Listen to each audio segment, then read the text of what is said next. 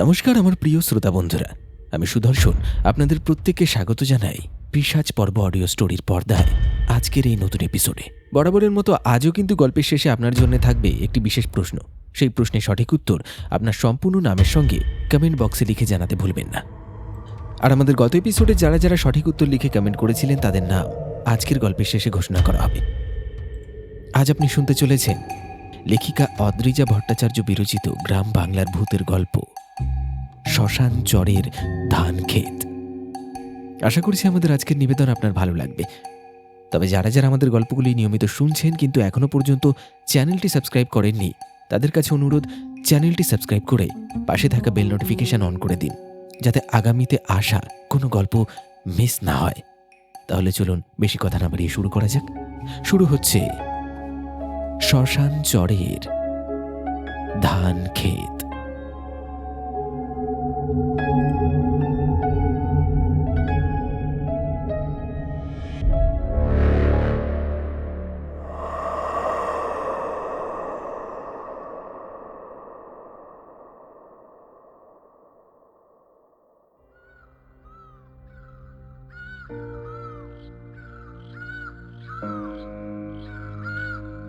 চৈত্রের ঝাঁঝালো রোদ তখনও পশ্চিম আকাশে পুরোপুরি হেলে পড়েনি। দিগন্ত বিস্তৃত মাঠ জুড়ে সোনালি ধানের ঢেউ। শ্মশানচর গ্রামের মৃদু গরম বাতাসে পাকা ধানের শীষগুলো একে অপরের গায়ে লেগে যে সরসর শব্দ তুলছে তা শুনলে চাষির মন জুড়িয়ে যায়। এবছর হরিচরণের কপাল ফিরেছে। মাঠের পর মাঠ জুড়ে বোরো ধানের যা ফলন হয়েছে তা গত ৫-৭ বছরে গঞ্জের কেউ দেখেনি। সোনার চেয়েও দামি এই ফসল। হরিচরণ, যাকে গ্রামের সবাই হরিবাবু বলে ডাকে, বয়সের ভারে নুজ্জ হওয়ার পাত্র তিনি নন। ৭০ ছুঁই ছুঁই বয়স, গায়ের চামড়া কুঁচকে গেছে ঠিকই, কিন্তু হাড়ের জোর এখনো জোয়ান মরদদের হার মানায়। রোদে পোড়া তামাটে শরীর, পরনে একখানা খাটো ধুতি আর কাঁধে গামছা। এক হাতে একটা বাঁশের কাঠামো আর অন্য হাতে চুন ল্যাপা একটা মাটির হাঁড়ি নিয়ে তিনি আলপথ ধরে হেঁটে চলেছেন।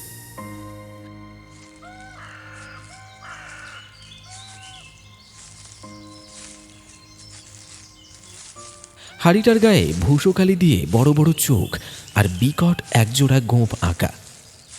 দূর থেকে দেখলে মনে হবে এক অদ্ভুত দর্শন মানুষ দাঁড়িয়ে আছে। মাঠের মাঝখানে নিজের সবচেয়ে বড় জমিটাতে এসে থামলেন হরিবাবু। ধানের গন্ধে বাতাস ম ম করছে, কিন্তু এই আনন্দ বেশিক্ষণ টিকল না। তিনি লক্ষ্য করলেন এক ঝাঁক চড়ুই আর বাবুই পাখি ধানের শীষের ওপর ওড়াউড়ি করছে। আরে হারামজাদার দল, সারা বছর মেহনত করে তোদের পেটে যেতে দেবো না কিছু। যা যা চলে যা যা। বিড় বিড় করে বললেন হরিবাবু। তিনি যখন বাঁশটা মাটিতে শক্ত করে পুঁতছিলেন তখন পাশের জমি থেকে উঠে এলো নিতাই। নিতাইয়ের হাতে কাস্তে, কপালে বিন্দু বিন্দু ঘাম। হরিবাবুকে কাকতারুয়া পুঁততে দেখে সে গামছা দিয়ে মুখ মুছতে মুছতে এগিয়ে এলো। কি কাকা, কাকতারুয়া বসাচ্ছেন? যা দরকার ছিল, এবার যা পাখির উপদ্রব বেড়েছে, ধানের অর্ধেক তো ওরাই সাবার করে দিচ্ছে। নিতাই বলল। হরিবাবু মাটির হাঁড়িটা বাঁশের মাথায় বসাতে বসাতে বললেন, আর বলিস না নিতাই, এবছর মা লক্ষ্মী 2 হাত ভরে দিয়েছেন ঠিকই, কিন্তু এই এই পাখির পাল যেন ওত পেতে আসে। তাই ভাবলাম এই জমদূতটাকে খাড়া করে দিই, অন্তত এর ভয়ে যদি কিছু বাঁচে। তিনি পুরনো একটা ফতুয়া পরিয়ে দিলেন বাঁশের কাঠামোয়। বিকেলের পড়ন্ত আলোয় কাকতারুয়াটাকে সত্যি যেন এক জ্যান্ত প্রহরীর মতো মনে হলো। নিতাই কিছুক্ষণ চুপ করে তাকিয়ে রইল কাকতারুয়ার দিকে। তারপর গলাটা নামিয়ে একটু ইতস্তত করে বলল, তা কাকা, এই জমির ধান তো কাকতারুয়া দিয়ে বাঁচানো যাবে, কিন্তু এই মোহন চাঁদের মেয়েটার কোনো খবর পেলেন? হরিবাবুর হাতটা থমকে গেল। যে মানুষটা এতক্ষণ শক্ত হাতে বাঁশ পুঁতছিলেন হঠাৎ যেন তার কাঁধটা একটু ঝুলে পড়ল। একটা দীর্ঘশ্বাস ফেলে তিনি আকাশের দিকে তাকালেন। আকাশটা আজ বড্ড নীল, কিন্তু হরিবাবুর চোখে তা বড়ই ফ্যাকাশে ঠেকল। না রে নিতাই, কিচ্ছুটি জানা গেল না। হরিবাবুর গলাটা ধরে এলো। থানায় খবর দেওয়া হয়েছে, আমি নিজে চারপাশে 10টা গ্রামের লোক পাঠিয়েছি, কেউ কিচ্ছু দেখেনি।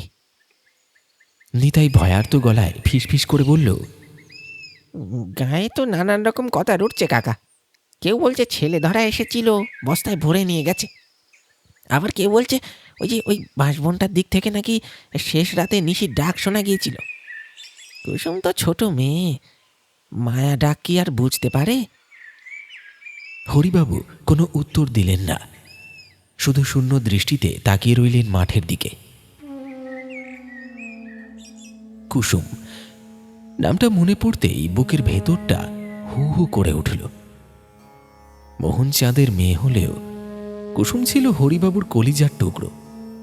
নিজের নাতনি নেই তো কি হয়েছে, কুসুম সেই অভাব কোনো দিন বুঝতে দেয়নি। মনে পড়ে গেল, ঠিক গত সপ্তাহেই তো ভর দুপুরে হরিবাবু দাওয়ায় বসে জিরোচ্ছিলেন। চুপি চুপি এসে পেছন থেকে চোখ টিপে ধরেছিল কুসুম।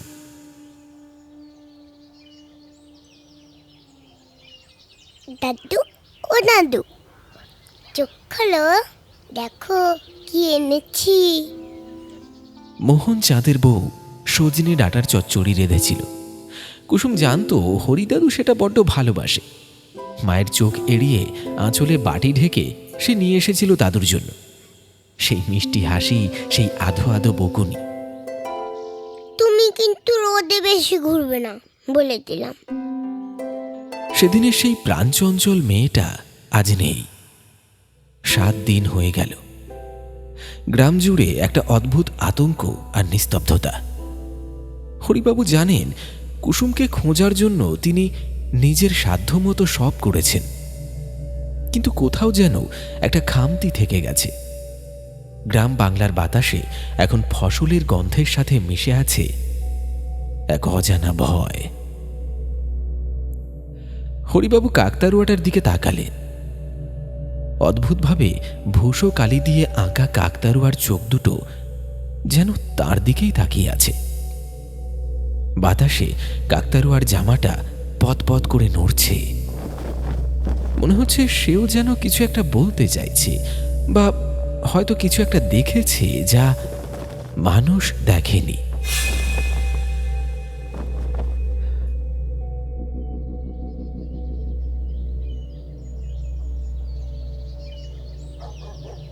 সূর্য একসময় ডুবে এলো। মাঠের ওপর ছায়া নামছে। হরিবাবু বীড় বীড় করে বললেন, কুসুম রে, তুই যেখানেই থাকিস দিদি ভাই, আমি তোরে ঠিক খুঁজে বের করব। বাতাসে তখন একটা শিরশিরানি ভাব। দূরের বাঁশবাগান থেকে একটা ডাহুক ডেকে উঠল, যেন আসন্ন কোনো অমঙ্গলের সংকেত দিচ্ছে।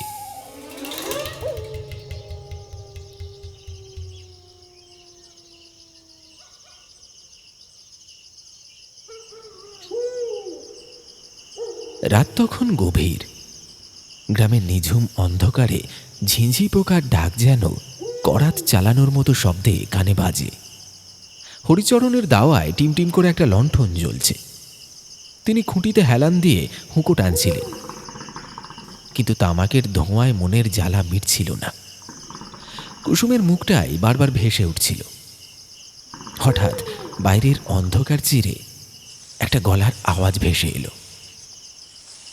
হরি জ্যাঠা, ও জ্যাঠা, বাড়ি আছো নাকি? হরিচরণ চমকে উঠলেন। গলার স্বর চিনতে ভুল হলো না, এ তো জেলে পাড়ার ভোলা। তিনি হুঁকোটা নামিয়ে রেখে হাঁক দিলেন, কে? ভোলা নাকি? আরে আয় আয় আয় আয়, ভেতরে আয়। অন্ধকার ফুঁড়ে উঠোন পেরিয়ে দাওয়ায় উঠে এলো ভোলা। হাতে একটা বেতের খালু, শরীর থেকে কাঁচা মাটির আর আষ্টে গন্ধ বেরোচ্ছে। লণ্ঠনের আলোয় ভোলার চকচকে কালো শরীরটা ঘামে ভেজা মনে হলো। হরিচরণ নড়ে চড়ে বসলেন। তা এত রাতে কি মনে করে এসেছিস? আর খালুইতে কি নড়ছে ওইটা? দাঁড়াও। ভোলা একগাল হেসে খালুইটা দাওয়ার উপর নামিয়ে রাখল। তারপর ঢাকনাটা একটু ফাঁক করতেই লণ্ঠনের আলোয় চকচক করে উঠল প্রকাণ্ড একটা মাছের শরীর। দেখো দেখি জ্যাঠা, আজ নদীতে জাল ফেলেছিলুম, কপালখানা দেখো, একখানা রাক্ষসে বোয়াল আর গোটা কত পুঁটি ছাড়া তেমন কিছু জোটেনি। আর তুমি মাছ খেতে ভালোবাসো, তাই ভাবলাম এই টাটকা বোয়ালটা তোমারই দিয়ে আসি। হরিচরণের চোখ দুটো লোভে চকচক করে উঠল। মাছ অন্তপ্রাণ তার। তিনি ঝুঁকে পড়ে মাছটার দিকে তাকালেন। কালচে পিচ্ছিল গা, ইয়া বড় গোঁফ, আর হাঁ করা মুখের ভেতর সারির পর সারি কুরচুরো দাঁত। দেখলেই গাটা ছমছম করে। বাহ বাহ বাহ বাহ বাহ, খাসা মাছ ধরেছিস তো ভোলা। এ তো পদ্মার ইলিশ রেও হার মানাবে রে স্বাদে। হরিচরণ প্রশংসার সুরে বললেন। ভোলা গামছা দিয়ে ঘাড় মুছতে মুছতে দাওয়ার একপাশে বসল। তারপর বলল, তা যা বলেছ, তবে জ্যাঠা আজকাল আর নদীতে আগের মতো মাছ নেই কো। জেলেরা সব ছেঁকে তুলে নেয়, পোনা মাছ বড় হওয়ার সুযোগই পায় না। হরিচরণ একটা দীর্ঘশ্বাস ফেললেন। তার দৃষ্টি তখনও মরা বোয়ালটার উপর স্থির। তিনি বললেন, ভুল বললি ভোলা, মাছ আসে। নদী কি কখনো শূন্য হয় রে? আসল কথা হলো গিয়ে তোরা মাছ ধরতেই জানিস নে। আমরা যখন তোদের বয়সী ছিলুম তখন মাছ ধরার কায়দাই ছিল আলাদা। আলাদা? আলাদা মানে ওই জাল ফেলেই তো ধরা হতো। হরিচরণের ঠোঁটের কোণে এক রহস্যময় বাঁকা হাসি ফুটে উঠল। লণ্ঠনের কাঁপা কাঁপা আলোয় তার মুখের বলিরেখাগুলো কেমন যেন নিষ্ঠুর দেখালো। তিনি গলাটা নামিয়ে ফিস ফিস করে বললেন, সব মাছ জালে ধরা দেয় না রে। কিছু কিছু মাছ আছে যারা জলের তলার শয়তান। তাদের ধরতে হলে জাল নয়, লাগে মন্ত্র, এক বিশেষ পদ্ধতি। ভোলা নড়ে চড়ে বসল। কৌতূহল আর অজানার ভয়ে তার বুকের ভেতরটা ধক করে উঠল। পদ্ধতি? কি পদ্ধতি জ্যাঠা? হরিচরণ হুঁকোটা পাশে সরিয়ে রাখলেন। তার চোখ দুটো এখন জ্বলছে। তিনি বলতে শুরু করলেন, সে অনেক কাল আগের কথা। তখন আমার গায়ে জোর ছিল, মনে তেজ ছিল। গিয়েছিলাম একবার কুম্ভ মেলায়। সেখানে দেখা হলো এক জটাজুটোধারী কাপালিকের সঙ্গে। কি তেজ তার চোখে! আমার তন্ত্রমন্ত্রের প্রতি ছোটবেলায় একটু ঝোঁক ছিল, তাই তার সেবা যত্ন করলাম। তিনি খুশি হয়ে আমারে নিয়ে গেলেন হিমালয়ে। দিনের পর দিন, রাতের পর রাত আমি তার সঙ্গে কাটিয়েছি। তিনি আমারে শিখিয়েছিলেন তন্ত্রের কিছু গূঢ় মন্ত্র। ভোলা হাঁ করে তাকিয়ে আছে। গ্রামের সাধারণ চাষি হরি জ্যাঠার পেটে পেটে যে এত বিদ্যা তা সে স্বপ্নেও ভাবেনি। হরিচরণ বলে চললেন, জানিস ভোলা, মাছ ধরার সেই তান্ত্রিক ক্রিয়া বড়ই ভয়ঙ্কর। সামান্য ভুল হলি পর প্রাণ নিয়ে টানাটানি পড়ে। জলের তলায় অতৃপ্ত আত্মাদের জাগিয়ে তুলতে হয়। একটা বিশেষ টোপ আছে, তবে সে কথা তুই বুঝবি না। তুই শুধু জেনে রাখ, সেই মন্ত্র আউড়ে যদি ডাক দেওয়া যায় তবে গভীর জলের রাঘব বোয়ালও ডাঙায় উঠে এসে তোর পায়ে লুটিয়ে পড়বে। ভোলার গলা শুকিয়ে কাঠ। সে ঢোক গিলে বলল, বলো কি জ্যাঠা, মন্ত্র পড়লে মাছ উঠে আসবে? বিশ্বাস হচ্ছে না। হরিচরণ লণ্ঠনটা নিজের মুখের কাছে টেনে নিলেন। আলোয় তার মুখটা অদ্ভুত লালচে দেখালো। তবে দেখ না। হরিচরণ স্থির দৃষ্টিতে মৃত বোয়াল মাছটার দিকে তাকালেন।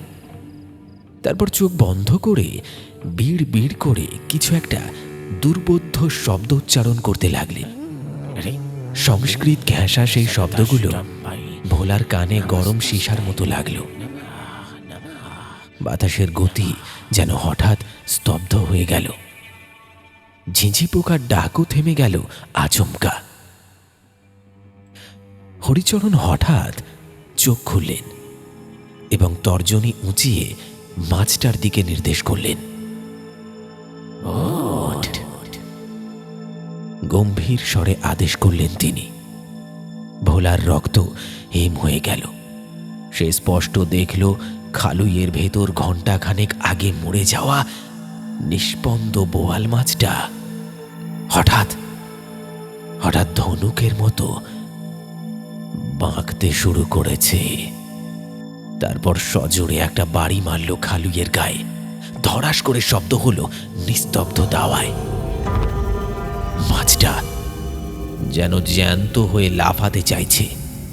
তার বড় বড় চোখ দুটো যেন আগুনের ভাটার মতো জ্বলছে। ওরে বাপরে, এ কি!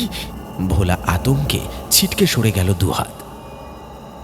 হরিচরণ আলতো করে মাছটার মাথায় হাত রাখতেই সেটা আবার নিথর হয়ে গেল, যেন কিছুই হয়নি। তিনি শান্ত গলায় বললেন, ভয় পেলি নাকি রে? এ তো সামান্য খেলা ভোলা।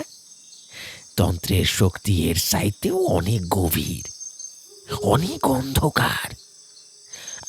আমি চাই না সেই অন্ধকারে তুই পা বাড়াস। ভোলা তখনও থর থর করে কাঁপছে।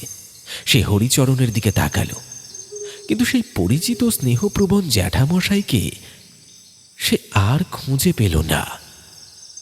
তার মনে হলো সামনে বসে থাকা এই মানুষটি যেন অন্য কেউ, যিনি জীবন আর মৃত্যুর মাঝখানের সূক্ষ্ম সুতুটা ধরে টান দিতে জানেন। হরিচরণ আবার হুঁকোটা তুলে নিলেন। ধীর লয়ে বললেন, মাছটা রেখে যা। রাত হয়েছে, এবার বাড়ি ফের যা। ভোলা আর এক মুহূর্ত দাঁড়ালো না। আসি জ্যাঠা। বলে প্রায় দৌড়েই অন্ধকারে মিলিয়ে গেল। কিন্তু তার মনে খটকা আর ভয় গেঁথে রইল।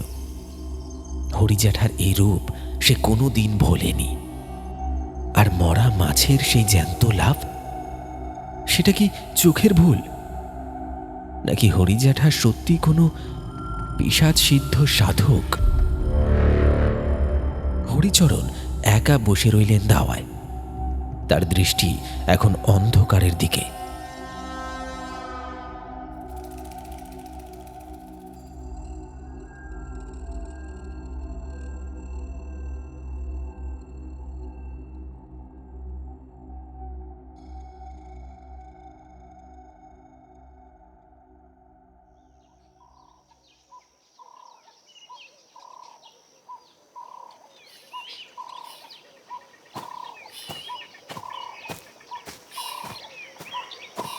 পরদিন সকালে জমিতে গিয়ে হরিচরণের বুকটা ছ্যাঁত করে উঠল। চৈত্র মাসের খটখটে রোদ। গত 15 দিনে এক ফোঁটা বৃষ্টির দেখা নেই। মাঠের মাটি ফেটে চৌচির হয়ে আছে, অথচ ঠিক কাকতারুয়াটার পায়ের কাছটাতে মাটি ভিজে সপসপে। শুধু ভিজে নয়, বরং মাটিটার রং সেখানে কেমন যেন কালচে লাল, অনেকটা জমাট বাঁধা রক্তের মতো আঠালো কাদা। হরিচরণ নিচু হয়ে আঙুল দিয়ে মাটিটা ছুঁলেন। ঠান্ডা হিম শীতল। রোদের তাপে যেখানে হাত দেওয়া যায় না, সেখানে এই হাড় কাঁপানো ঠান্ডা এলো কোথা থেকে? সে কি? মনের গহীনে একটা অশুভ খটকা দানা বাঁধল। তিনি এদিক ওদিক তাকালেন। কোথাও জলের কোনো উৎস নেই। তবে কি? হরিচরণ জোর করে মনকে শান্ত করলেন। হয়তো মাটির নিচ থেকে কোনো কারণে জল উঠে আসছে, কিন্তু লালচে কেন? প্রশ্নটা মনের মধ্যে কাঁটার মতো বিঁধে রইল।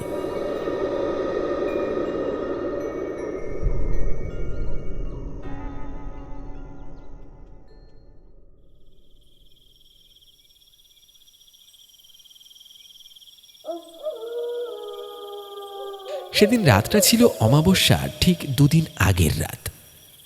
পঞ্জিকার ভাষায় যাকে বলে কৃষ্ণপক্ষ ত্রয়োদশী। চাঁদের লেশমাত্র নেই আকাশে। তারারাও যেন মেঘের আড়ালে মুখ লুকিয়েছে। গ্রাম নিঝুম, শুধু মাঝে মাঝে শিয়ালের হুক্কা হুয়া ডাক রাতের নিস্তব্ধতাকে চিড়ে দিচ্ছে। হরিচরণের চোখে ঘুম নেই। দিনের বেলার সেই ভিজে লাল মাটি তাকে বিছানায় শুতে দিচ্ছে না।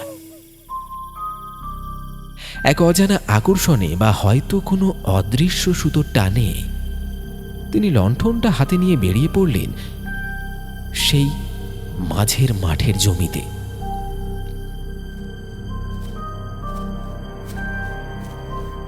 মাঠের কাছে আসতেই একটা অদ্ভুত ভ্যাপসা গন্ধ নাকে এলো। পচা মাংস আর কাঁচা মাটির মিশেল। লণ্ঠনের আলোয় ধানের শীষগুলো যেন প্রেতাত্মার আঙুলের মতো নড়ছে। হরিচরণ পাহাড় টিপে টিপে কাকতাড়ুয়াটার কাছে এগিয়ে গেলেন। হঠাৎ করে থমকে দাঁড়ালেন তিনি। কাকতাড়ুয়াটার পিঠের কাছটা নড়ছে। খড়ের ঠাসা বুননের ভেতর থেকে একটা অদ্ভুত খসখস আর কক কক শব্দ আসছে। লণ্ঠনটা একটু উঁচিয়ে ধরতেই হরিচরণের সর্বাঙ্গ শিউরে উঠল। কাকতাড়ুয়াটার পিঠের খড় সরিয়ে বেরিয়ে আসছে এক পাল ইঁদুর। তাদের চোখগুলো অন্ধকারে মরার চোখের মতো জ্বলজ্বল করছে। কিন্তু যেটা দেখে হরিচরণের হৃৎপিণ্ড গলার কাছে উঠে এলো তা হলো ইঁদুরগুলোর মুখের গ্রাস। প্রতিটা ইঁদুরের মুখে ধরা আছে মাংসের টুকরো, টাটকা কাঁচা মাংস। রক্ত চুইয়ে পড়ছে খড়ের গা বেয়ে। ভগবান! হরিচরণ অস্ফুটে বলে উঠলেন। খেতে তো কোনো জানোয়ার ছিল না, কোনো জন্তু ছিল না। তবে তবে এই মাংস এলো কোথা থেকে? কাকতাড়ুয়ার পেটের ভিতরে তো শুধু খড় আর ঠিক তখনই বাতাসের গতিবেগ বেড়ে গেল। লণ্ঠনের শিখাটা দপ করে নিভে যাওয়ার উপক্রম হলো। সেই আবছা আলো অন্ধকারে হরিচরণের মনে হলো দূরে জমির ঠিক মাঝখানটায় কেউ দাঁড়িয়ে আছে। ছোট্ট একটা অবয়ব, ফ্রক পরা একটা বাচ্চা মেয়ে ধানের শীষের আড়ালে দাঁড়িয়ে এক দৃষ্টিতে তাকিয়ে আছে তার দিকে। হরিচরণের গলা শুকিয়ে কাঠ হয়ে গেল। তিনি কাঁপা কাঁপা গলায় ডাকলেন,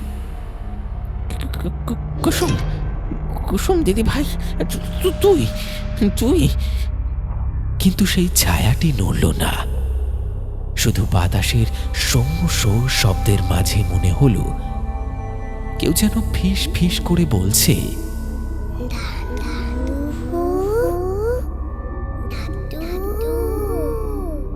হরিচরণের চোখের কোণ ভিজে উঠল। ভয়কে জয় করে মমতা উথলে উঠল বুকে। তিনি লণ্ঠন হাতে পাগলের মতো পা বাড়ালেন সেই ছায়ার দিকে। ভয় নেই দিদি ভাই, আমি এসেছি। আয়, আমার কাছে আয়, আয়। কিন্তু তিনি যেই না দুপা এগিয়েছেন অমনি সেই ছায়ামূর্তি ধোঁয়ার মতো মিলিয়ে গেল বাতাসে। যেন সেখানে কেউ কোনোদিন ছিলই না। শুধু পড়ে রইল দিগন্ত বিস্তৃত অন্ধকার মাঠ আর সেই মাংস খেকো ইঁদুরের দল। হরিচরণ বুঝতে পারলেন এ কোনো সাধারণ ঘটনা নয়, এ এক গভীর সংকটের ইঙ্গিত।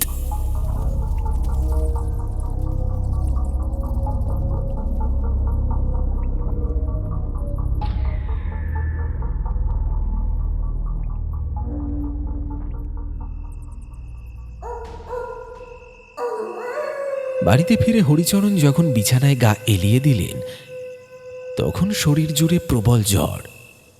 চোখ বন্ধ করলেই সেই কাকতাড়ুয়া আর ছায়ামূর্তি ভেসে উঠছে। একসময় ক্লান্তিতে তিনি ঘুমের দেশে তলিয়ে গেলেন, কিন্তু সেই ঘুম শান্তির ছিল না। শুরু হলো দুঃস্বপ্ন। স্বপ্নে তিনি দেখলেন চারিদিকে ধো ধো খরা, ফাটা মাটি হাঁ করে আছে, আর সেই ফাটলের পাশে দাঁড়িয়ে আছে কুসুম। তার পরনে সেই লাল ফ্রকটা যেটা গত মেলায় হরিচরণ কিনে দিয়েছিলেন। কুসুম তার ডাগর ডাগর চোখ তুলে হরিচরণের দিকে তাকিয়ে হাসল, কিন্তু সে হাসিতে কোনো প্রাণ নেই। আছে এক হাড় হিম করা শীতলতা। কুসুম বলল, দাদু, তুমি তো বলেছিলে মাটির বড্ড খিদে পেয়েছে, মাটিকে খেতে না দিলে ধান হবে কি করে? হরিচরণ স্বপ্নেই ছটফট করে উঠলেন। না না না, আমি বলিনি। কুসুম এগিয়ে আমি এলো, তো বলিনি। তার হাতে এক মুঠো সেই ভিজে লাল মাটি। আমি বলিনি সে কিছু। বলল, তুমি ভুলে গেছো দাদু? সেই রাতে যখন চাঁদ ছিল না, তুমি তো নিজের হাতে সুকার সুকার সুকার। হরিচরণ চিৎকার করে জেগে উঠলেন। তার সারা শরীর ঘামে ভিজে জবজবে, বুকের ভেতর হাতুড়ি পেটাচ্ছে। ঘরের জানলা দিয়ে তখন ভোরের ফিকে আলো আসছে। হরিচরণ বিছানায় বসে হাঁপাতে লাগলেন। তিনি জল খাওয়ার জন্য গ্লাসের দিকে হাত বাড়ালেন, কিন্তু হাত কাঁপছে থরথর করে। কুসুম হারিয়ে গেছে এই কথাটা তিনি গত 1 মাস ধরে নিজেকে এবং সবাইকে বুঝিয়ে আসছেন, কিন্তু তার অবচেতন মন জানে সত্যটা অন্য কোথাও। মস্তিষ্কের কোনো এক অন্ধকার কুঠুরিতে তালা বন্ধ হয়ে আছে সেই স্মৃতি।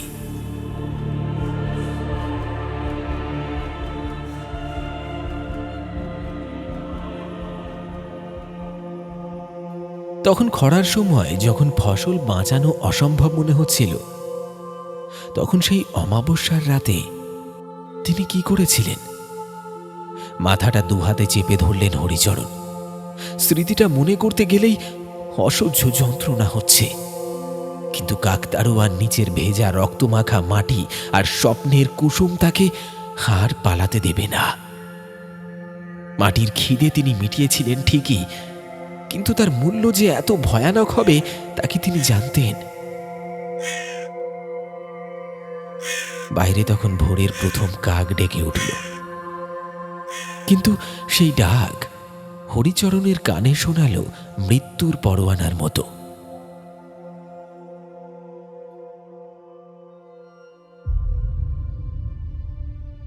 দিন কয়েক ধরে হরিচরণের মনে হচ্ছে মাঠের ওই কাকতাড়ুয়াটা আর নির্জীব জড়বস্তু নেই। ওটা যেন এই চরাচরের একমাত্র জ্যান্ত প্রহরী, যার দৃষ্টি এড়ানোর সাধ্য কারণ নেই। ঘটনাগুলো প্রথমে চোখের ভুল ভেবে উড়িয়ে দিলেও এখন আর তা সম্ভব হচ্ছে না। রোজ সকালে জমিতে গিয়ে হরিচরণ দেখেন কাকতাড়ুয়াটার অবস্থান বদলে গেছে। গতকাল বিকেলে তিনি স্পষ্ট দেখেছিলেন কাকতাড়ুয়াটার মাটির হাঁড়ির মুখটা ছিল পশ্চিমে অস্তগামী সূর্যের দিকে, অথচ আজ সকালে গিয়ে দেখেন সেটা ঘুরে আছে সোজা তাঁর বাড়ির দাওয়ার দিকে।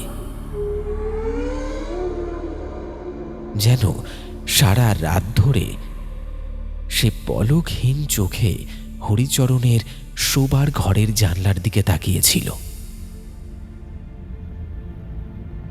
পরদিন আবার অন্য দৃশ্য। এবারে মুখটা ফেরানো গ্রামের মেঠো রাস্তার দিকে, যেন সে কারুর আসার প্রতীক্ষা করছে। বাতাসের দোলায় ওটা নড়লে হরিচরণের মনে হয় কাকতাড়ুয়াটা তাকে ব্যঙ্গ করে মাথা নাড়ছে।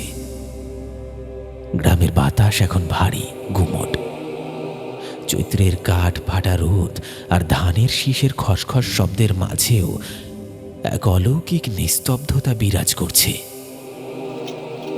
সেদিন দুপুরবেলা হরিচরণ যখন জমিতে পৌঁছালেন, তখন সূর্য মাথার উপর আগুন ঢালছে। নির্জন মাঠে তিনি আর সেই কাকতাড়ুয়া।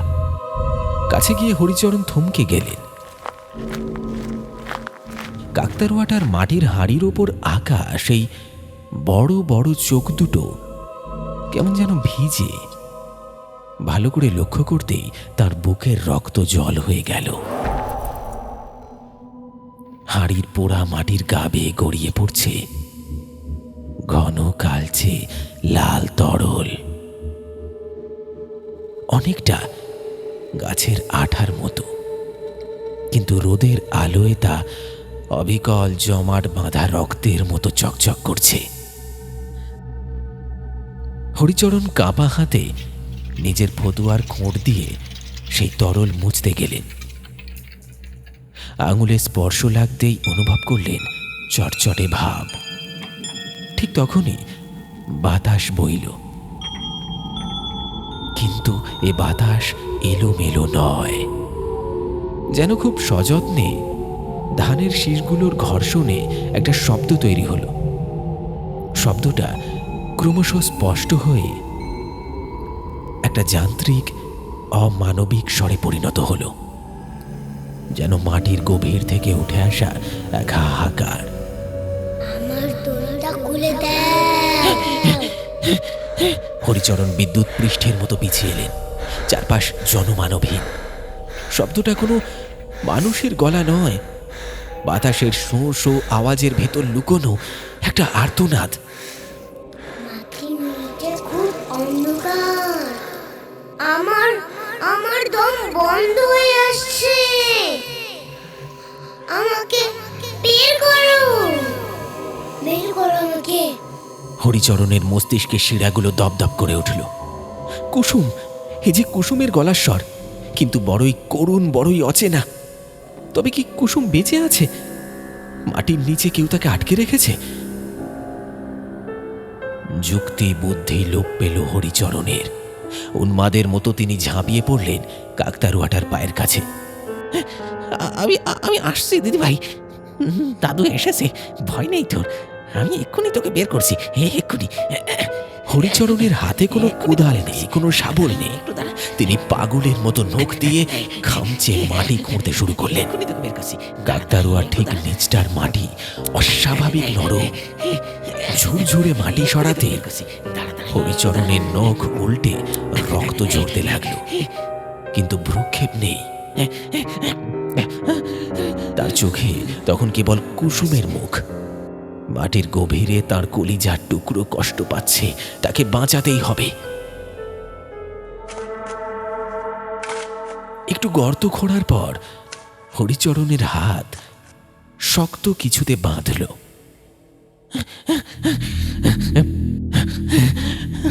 আমি তোরে বের করছি, বের করছি, এই তো। তিনি দ্রুত হাতে বাকি মাটি সরিয়ে ফেললেন। গর্তের অন্ধকার থেকে বেরিয়ে এলো এক টুকরো কাপড়, লাল ফ্রকের অংশ।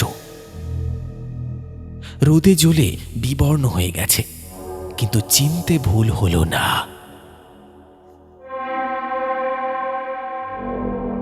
হরিচরণের হৃৎপিণ্ডটা গলার কাছে উঠে এলো। তিনি আরো জোরে মাটি সরাতে লাগলেন, এবং তারপরেই বেরিয়ে এলো সেই ভয়াবহ সত্য। না, কোনো জীবন্ত শিশু নয়। গর্তের ভেতর কুণ্ডলি পাকিয়ে পড়ে আছে একটি কঙ্কাল। হাড়ের ওপর লেগে থাকা পচা মাংস আর লাল ফ্রকের অবশিষ্ট অংশ জানান দিচ্ছে এ কুসুম। কিন্তু কিন্তু দৃশ্যটা সেখানেই শেষ নয়। কঙ্কালটির হাত এবং পা পেঁচিয়ে বাঁধা আছে মোটা পাটের দড়ি দিয়ে, যেন মৃত্যুর পরেও সে পালাতে না পারে। সবচেয়ে বীভৎস হলো কঙ্কালের মুখটা। হাঁ করা চোয়ালের ভেতর ঠাসা একদলা ধানের শিকড়, যেন যেন কেউ জোর করে তার মুখের ভেতর একগুচ্ছ কাঁচা ধান গাছ শিকড় সহ পুড়ে দিয়েছে। সেই শিকড়গুলো কঙ্কালের পাঁজরের ফাঁক দিয়ে, চোখের কোটর দিয়ে লতানো গাছের মতো বের হয়ে মাটির সাথে মিশে গেছে।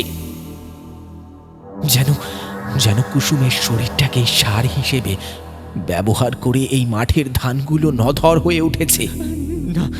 হরিচরণের আকাশ ফাটা চিৎকারে দুপুরের নিস্তব্ধতা চুরমার হয়ে গেল। তিনি দুহাতে নিজের মাথা চেপে ধরে সে গর্তের কিনারে বসে পড়লেন। তার চোখ দুটো বিস্ফারিত, মন স্থির। কঙ্কালের ওই হাঁ করা মুখের ভেতর থেকে শিকড়গুলো যেন নড়ে উঠল। হরিচরণের মনে হলো গত 1 মাসের সোনালী ধানের প্রতিটি দানা এই ছোট্ট শিশুটির রক্ত মাংস শুষে বড় হয়েছে। তিনি যাকে মা লক্ষ্মীর আশীর্বাদ ভেবেছিলেন, তা আসলে এক অভিশপ্ত ফলন। হরিচরণের চোখের সামনে তখন বর্তমানের দৃশ্য ঝাপসা হতে শুরু করেছে। মাঠ, রোদ, কঙ্কাল সব মুছে গিয়ে তার মনের পর্দায় ভেসে উঠেছে 1 মাস আগের সেই কাল রাত। স্মৃতি ফিরে আসছে, যা তিনি কখনো মনে আনবেন না বলে ভুলে যাওয়ার চেষ্টা করেছিলেন। সেই নির্মম, নিষ্ঠুর স্মৃতি।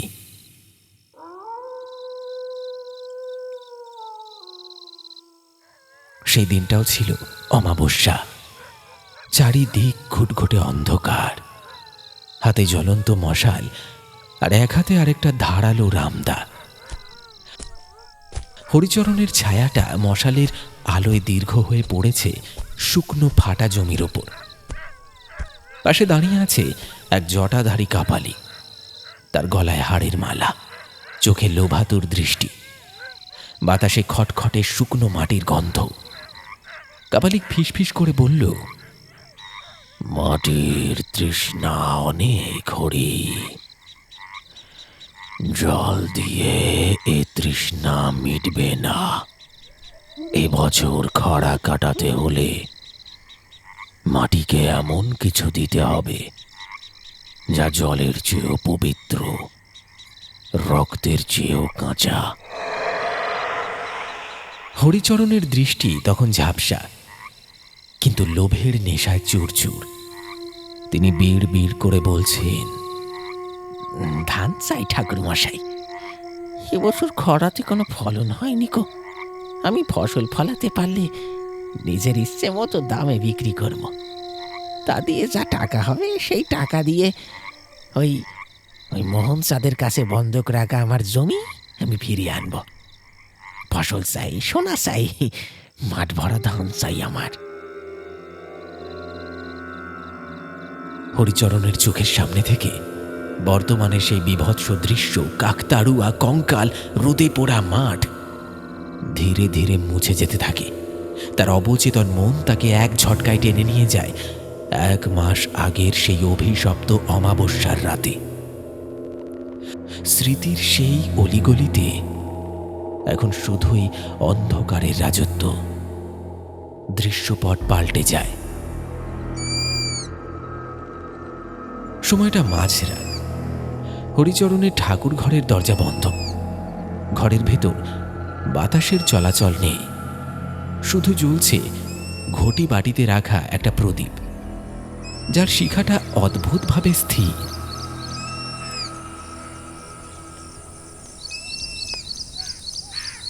হরিচরণ পদ্মাসনে বসে আছে।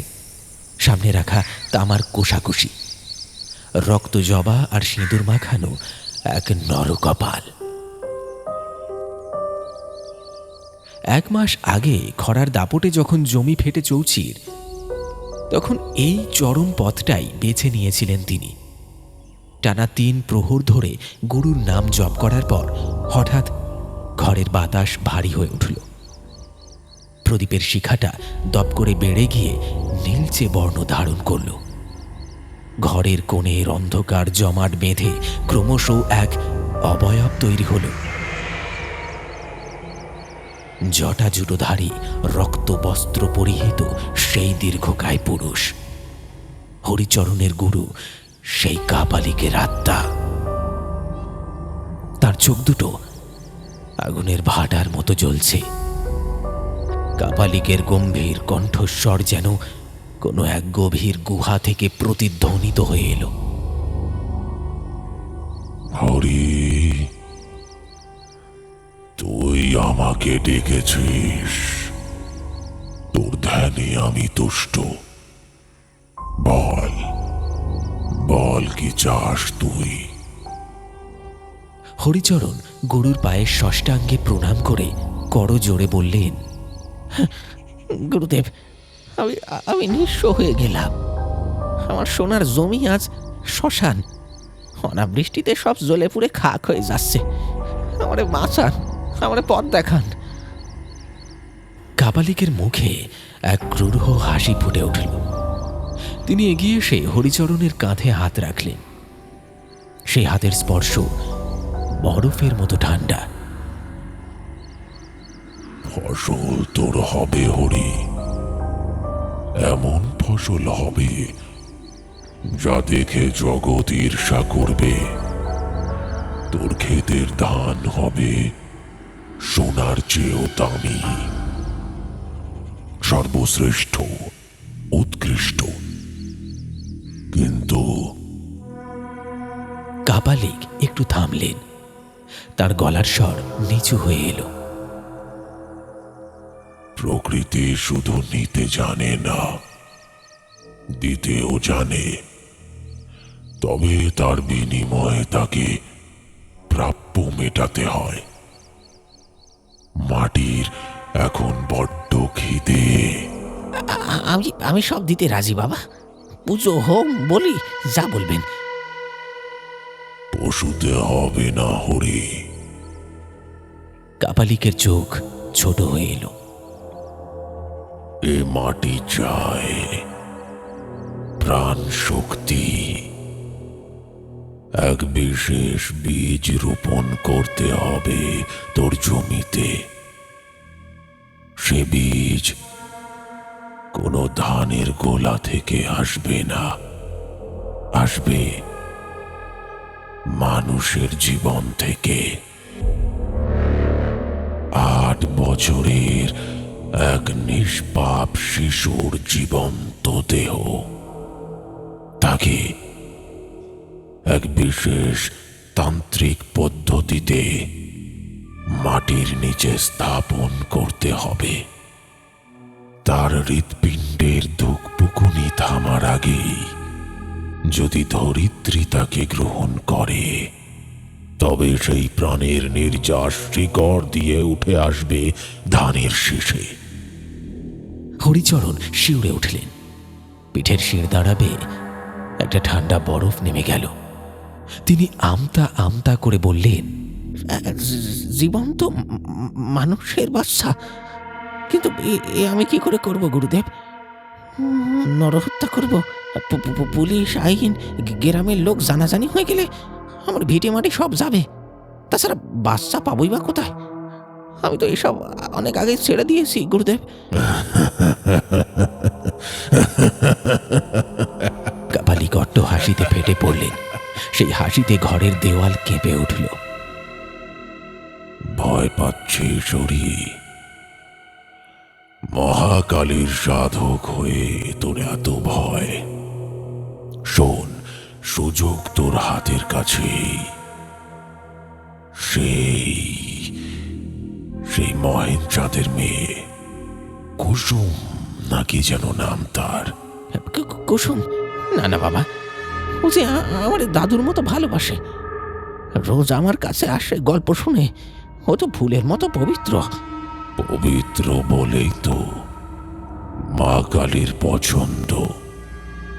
আর শোন হরি, তোর মনে আছে সেই অমাবস্যার কথা, যেদিন শ্মশানের শেষ প্রান্তে ওই প্রাচীন বটগাছটার নিচে আমি মহাকাল ভৈরব সাধনায় বসেছিলাম?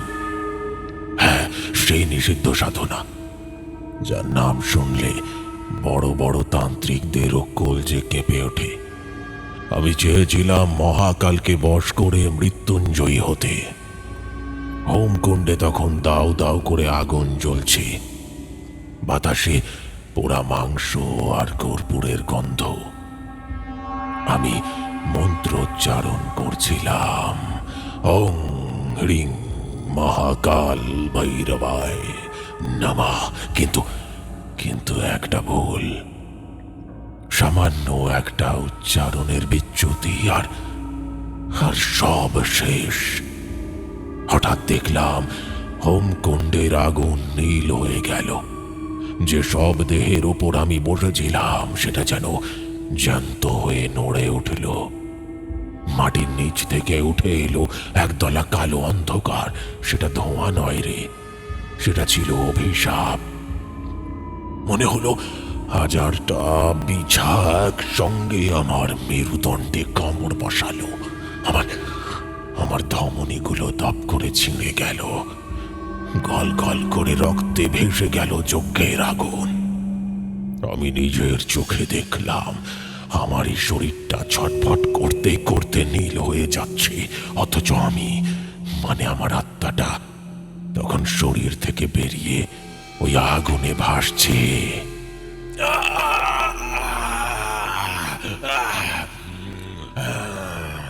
আমি মরেও মরিনি হরি, আমি আটকে গেছি ইহকাল আর পরকালের মাঝখানে এক অতল গহ্বরে। আমি ঝুলছি, একে বলে প্রেত বন্ধনী। এখানে বাতাস নেই, আলো নেই, আছে শুধু আর কাঁপানো এক অনন্ত শীত আর তীব্র ক্ষুধা। এই ক্ষুধা অন্যের নয়, এই ক্ষুধা প্রাণের। আমার এই যন্ত্রণা থেকে মুক্তি চাই, আর সেই মুক্তির চাবি এখন তোর হাতে। আমাকে এই নরক থেকে বের করতে হলে এই শিকল ভাঙতে হবে, আর এই শিকল ভাঙতে হলে একটা বলি চাই। আজ রাতে মহাকালের পায়ে একটা তাজা প্রাণ উৎসর্গ কর। সেই উষ্ণ রক্ত যখন মাটিতে পড়বে, তার বাষ্পই আমার আত্মার রাস্তা তৈরি করে দেবে। পিছিয়ে আসিস না, মনে রাখিস গুরু দক্ষিণা দেওয়ার এই শেষ সুযোগ। যদি তুই ব্যর্থ হোস তবে আমিও মুক্তি পাবো না, আর তোর ঘাড়ের উপর চেপে বসবে আমার এই অতৃপ্ত দীর্ঘশ্বাস। সময় বয়ে যাচ্ছে, জলদি করবি। আর শোন। কাপালিক ফিসফিস করে হরিচরণের কানে আরো বিষ ঢালতে শুরু করলেন। মোহন চাঁদের কথা ভুলে গেলি সেই অপমানের কথা। গত শনেই তো পঞ্চায়েতে ভরা মজলিসে মোহন চাঁদ তোকে বাঁচা জমির মালিক বলে উপহাস করেছিল। বলেছিল যার নিজের বংশে বাতি দেওয়ার কেউ নেই, তার জমিতেও ফসল ফলে না। সেই অপমানের শোধ নিবি না তুই। কুসুমকে বলি দিলে এক ঢিলে 2 পাখি মরবে। তোর জমিতে সোনার ফসল ফলবে, মোহন চাঁদের বংশের প্রদীপ নিভে যাবে, আর তোর গুরু দক্ষিণা সফল হবে।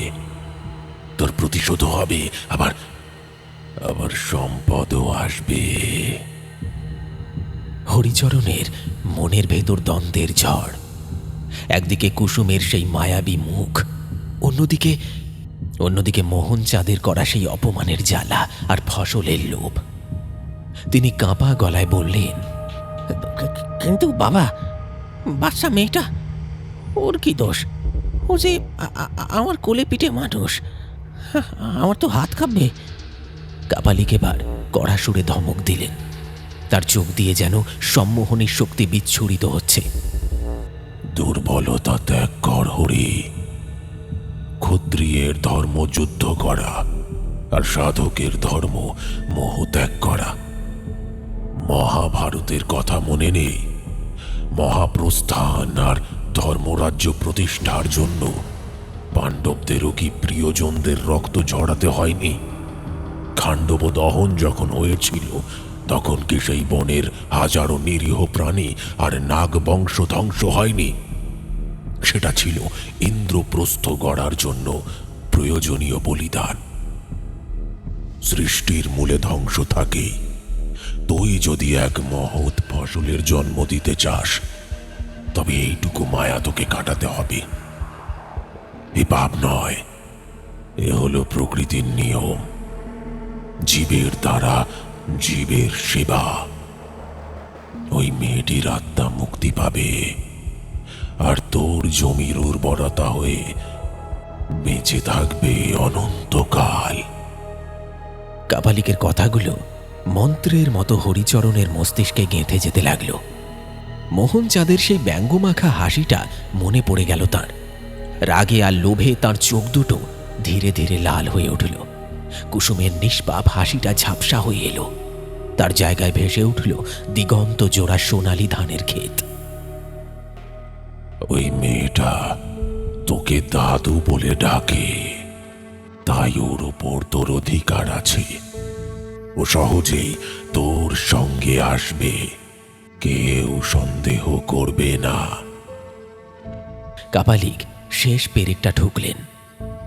মনে রাখিস হরি, সুযোগ একবারই আসে। অমাবস্যার রাতে যদি কাজটা শেষ করতে পারিস, তবে তুই হবি এ তল্লাটের রাজা। আর যদি মায়ায় পড়িস, তবে ভিখারি হয়ে মরবি। হরিচরণ মাথা নিচু করলেন। তার ভেতর থেকে মানবিক সত্তাটা শেষবারের মতো চিৎকার করে উঠতে চাইল, কিন্তু লোভের কাছে তার ধোপে টিকল না। তিনি ধীরে ধীরে মাথা তুললেন। চোখে এক অদ্ভুত আচ্ছন্ন ভাব। আমি আমি পারবো বাবা, আমি করব। ওই বাজা জমিতে আমি প্রাণ দেব।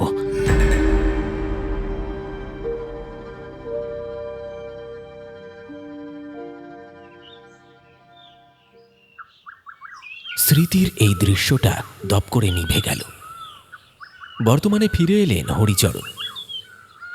দুপুরে রোদে কাকতারুয়ার পায়ের কাছে বসে তিনি নিজের হাতের দিকে তাকালেন। এই হাতেই তিনি সেদিন কুসুমের মুখে কাপড় গুঁজে দিয়েছিলেন। এই হাতেই তিনি জ্যান্ত মেয়েটাকে গর্তে নামিয়েছিলেন। কুসুম তখনও নড়ছিল, তার চোখে ছিল অবিশ্বাস আর আকুতি। কিন্তু হরিচরণ তখন অন্ধ। কাপালিকের সেই মন্ত্র আওড়াতে আওড়াতে তিনি মাটি চাপা দিয়েছিলেন।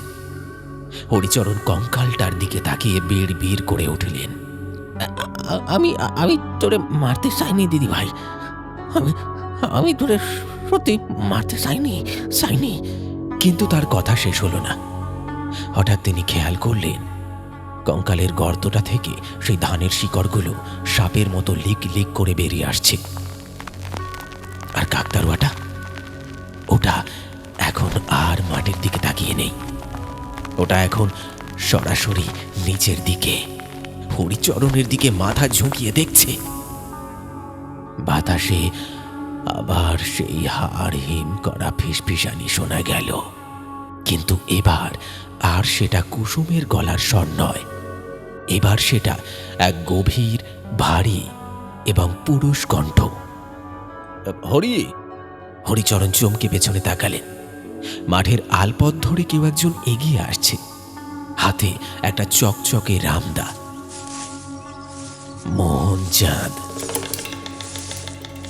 মোহনচাঁদ আলপথ ধরে এগিয়ে আসছিল, হাতে তার রামদা ঠিকই, কিন্তু সেটা কাউকে মারার জন্য নয়, বরং পাশের বাঁশঝাড় থেকে কঞ্চি কাটার জন্য। কিন্তু হরিচরণের চোখে তখন ঘোর। তার পাপ ক্লিষ্ট মন মহেনকে সাধারণ মানুষ হিসেবে দেখছে না। তার মনে হচ্ছে স্বয়ং যমদূত বা কোনো এক অলৌকিক ঘাতক তাঁর দিকে ধেয়ে আসছে। মহেন কাছে এসে থমকে দাঁড়ালো।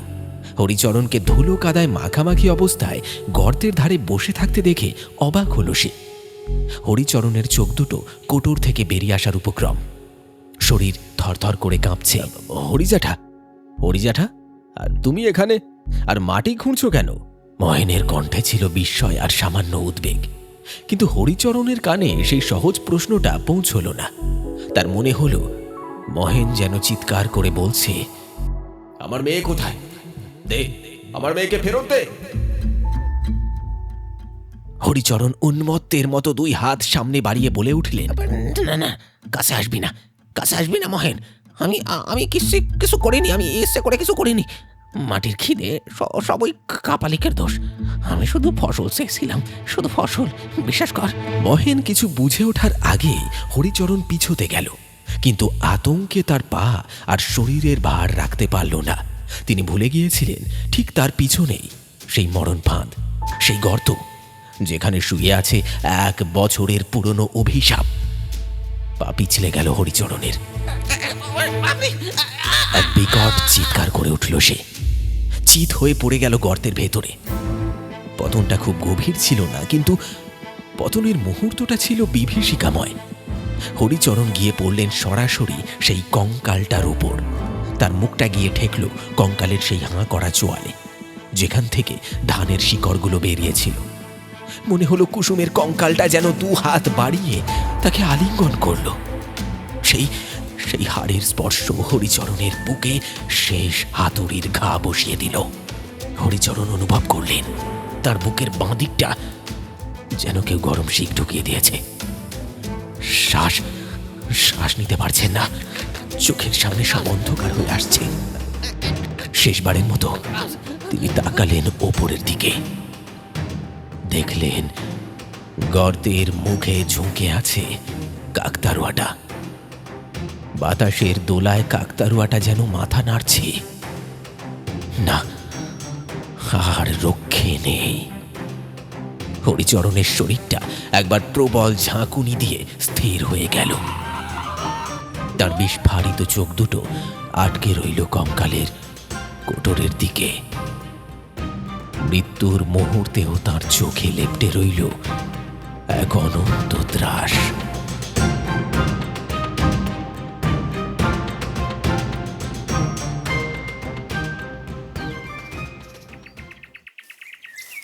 মহেনচাঁদ দৌড়ে এলো, আর উঁকি দিতেই তার কণ্ঠ নালি চিরে বেরিয়ে এলো এক আকাশ ফাটানো চিৎকার। না,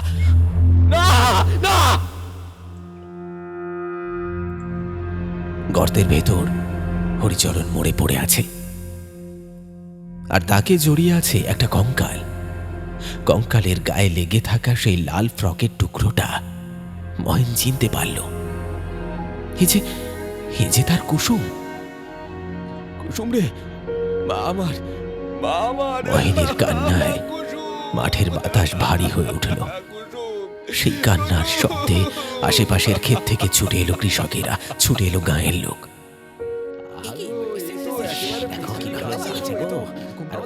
পুলিশ এলো বিকেলের দিকে। লাল ফিতের বেষ্টনী দিয়ে ঘিরে ফেলা হলো হরিচরণের সেই সোনালী ধানের ক্ষেত। দারোগাবাবু রুমাল নাকে দিয়ে নাক চেপে গর্তের থেকে কঙ্কালটা তোলার নির্দেশ দিলেন। এই কঙ্কালটা তোলো। ফরেনসিক পরীক্ষার আগেই সব পরিষ্কার হয়ে গেল। কঙ্কালের উচ্চতা, পরনের জীর্ণ জামা আর গলার মালায় থাকা ছোট্ট লকেটটা সবই প্রমাণ করল যে এই সেই হারিয়ে যাওয়া কুসুম।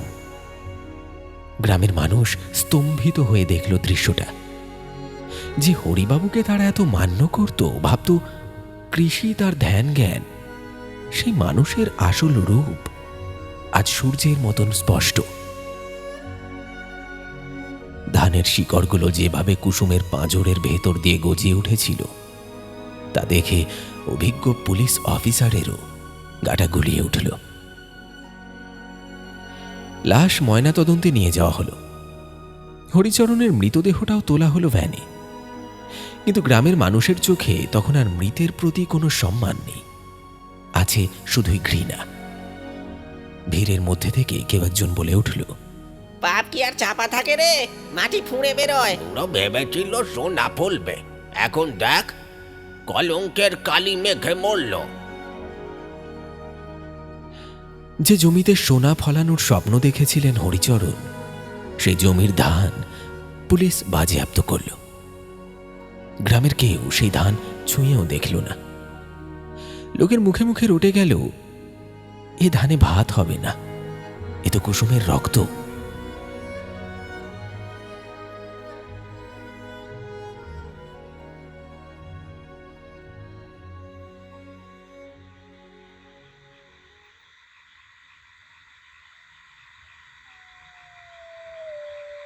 সন্ধ্যা নেমে এলো গ্রামে।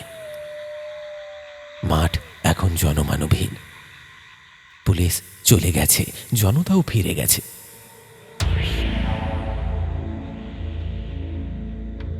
শুধু সেই গর্তটা হাঁ করে তাকিয়ে আছে আকাশের দিকে, আর তার পাশে দাঁড়িয়ে আছে সেই কাকতাড়ুয়া।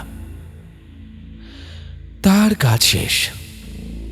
সে ছিল এই নির্মম ঘটনার একমাত্র সাক্ষী।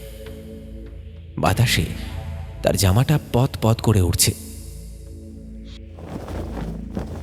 দূর থেকে দেখলে মনে হয় কাকতাড়ুয়াটা যেন আজ বড় স্বস্তিতে দাঁড়িয়ে আছে।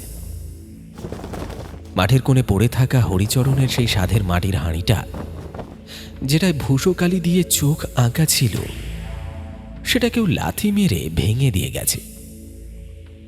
ভাঙা টুকরোগুলো ছড়িয়ে আছে মাটিতে, ঠিক হরিচরণের চূর্ণ বিচূর্ণ অহংকারের মতো।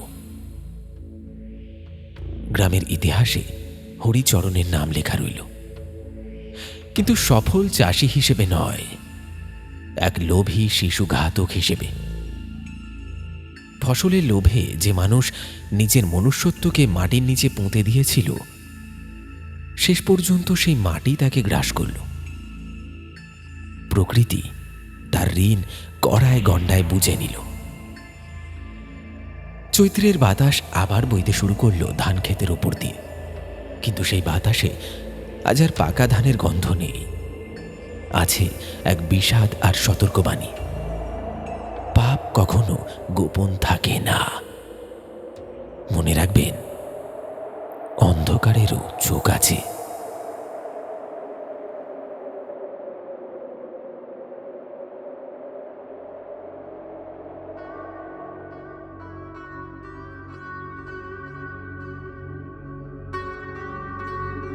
শুনছিলেন শ্মশান চরের ধান ক্ষেত। আমাদের আজকের নিবেদনের এই গল্পটি যদি আপনার ভালো লেগে থাকে, তাহলে অবশ্যই লাইক, কমেন্ট আর শেয়ার করতে ভুলবেন না। যেমনটা গল্পের শুরুতে বলেছিলাম, আজও গল্পের মধ্যে থেকে থাকছে একটি প্রশ্ন। আচ্ছা বলুন তো, আমাদের আজকের গল্পে হরিচরণ তার জমিতে কাকতাড়ুয়াটি কোন দিকে মুখ করে বসিয়েছিলেন? প্রশ্নের সঠিক উত্তর আপনার সম্পূর্ণ নামের সঙ্গে কমেন্টে লিখে জানান। যারা সঠিক উত্তর দেবেন তাদের নাম আগামী গল্পে ঘোষণা করা হবে। তাহলে চলুন একবার ঝটপট দেখে নিই আমাদের গত এপিসোডে কারা কারা প্রশ্নের সঠিক উত্তর লিখে কমেন্ট করেছিলেন। আমাদের গত এপিসোডে প্রশ্নের সঠিক উত্তর লিখে কমেন্ট করেছিলেন নাহিদউদ্দিন ইলিয়াস শাহু, সিয়ামউদ্দিন ইলিয়াস শাহু, বাপন দাস, মোহাম্মদ মসিদুর রহমান, রাখি বিশ্বাস, শান্তনু মণ্ডল, শেখ মুস্তাকিন, শুভঙ্কর দাস, দীপক মালাকার, মল্লিকা বারিক, সুব্রত হেমব্রম, টিনা মাইতি, বাবলু ঘোষ, দৃপ্ত নীল ঘোষ, শোভা রায়, প্রদীপ মণ্ডল, হেমন্ত মণ্ডল, সার্থক মণ্ডল, সুষমা মণ্ডল, কবিতা দাস, উদয়, শঙ্কর মণ্ডল, পূজা মণ্ডল, পম্পা মণ্ডল, কাজল দত্ত এবং শাকিল। আপনাদের প্রত্যেককে অনেক অনেক ধন্যবাদ জানাই আমাদের গল্পগুলি নিয়মিত শুনে, আমাদের গল্পগুলি মনোযোগ সহকারে শুনে গল্পে থাকা প্রশ্নের সঠিক উত্তর আপনার নামের সঙ্গে কমেন্ট বক্সে লিখে জানানোর জন্য। আপনাদের ভালোবাসায় আমাদের পিশাচ পর্ব অডিও স্টোরি চ্যানেলের পর্দায় আমরা 30,000 সদস্যের ফ্যামিলি হতে চলেছি। তাই যারা এখনো পর্যন্ত চ্যানেলটি সাবস্ক্রাইব করেননি অথচ আমাদের গল্পগুলি নিয়মিত শুনছেন, তাদের কাছে অনুরোধ, চটজলদি আমাদের চ্যানেলটি সাবস্ক্রাইব করুন। সঙ্গে থাকা বেল নোটিফিকেশন অন করতে ভুলবেন না। আমি সুদর্শন আজকের মতো বিদায় নিচ্ছি। আপনার আমার আড্ডা আবার জমে উঠবে আগামী এপিসোডে আরও একটি রোমাঞ্চকর গল্পের সাথে। ততক্ষণের জন্য সঙ্গে থাকুন এবং আমাদের আরও দুটি চ্যানেল অল ডে সাসপেন্স এবং গপ্পখোর ফলো করতে ভুলবেন না। দেখা হবে খুব শীঘ্রই। ধন্যবাদ।